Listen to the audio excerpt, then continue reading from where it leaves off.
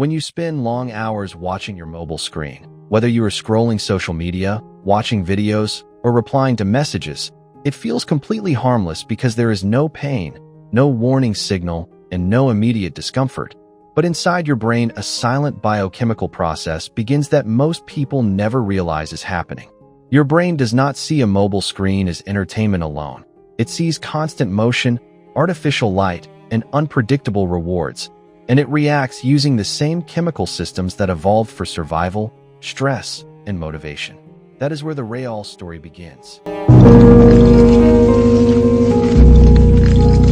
Every time you watch short videos, scroll endlessly, or wait for the next interesting post to appear, your brain releases dopamine, which is not a pleasure chemical, but a motivation and anticipation signal that keeps you seeking the next stimulus.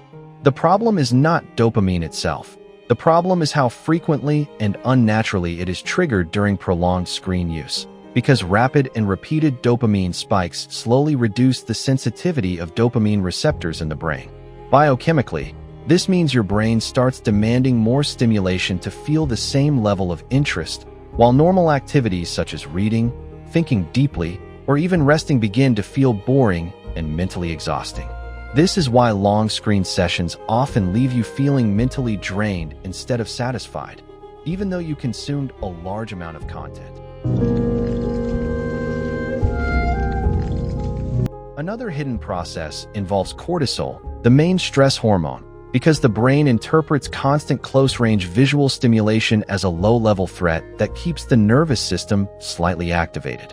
When cortisol stays elevated for long periods, it interferes with the prefrontal cortex, the area responsible for focus, emotional control, and decision-making, which explains why excessive screen use is linked with anxiety, irritability, and reduced concentration.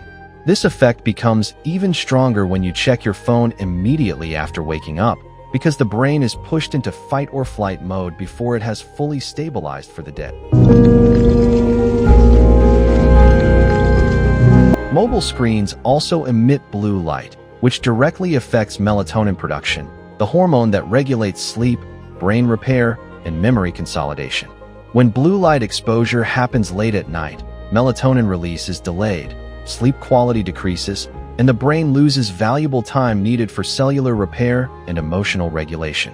Over time, this disruption affects learning, mood stability, and overall cognitive performance, even if you believe you are sleeping enough hours. The goal is not to eliminate screens, but to use them in a way that respects your brain's chemistry. Limiting passive scrolling, especially in the morning and before sleep, helps restore dopamine sensitivity and lowers unnecessary cortisol activation. Exposing your eyes to natural daylight early in the morning stabilizes your circadian rhythm and improves alertness without artificial stimulation.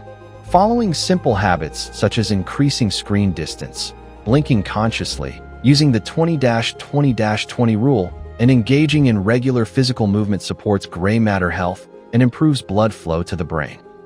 Most importantly, replacing some screen time with real-world activities like exercise, social interaction, reading, or quiet reflection gives your brain the type of stimulation it evolved to thrive on. Your brain does not reject technology. It adapts to whatever you repeatedly expose it to, whether that is shallow stimulation or meaningful engagement. When you understand what is happening biochemically, you gain the power to use screens as tools instead of letting them shape your focus, mood, and mental energy. The brain you protect today becomes the mind you rely on tomorrow.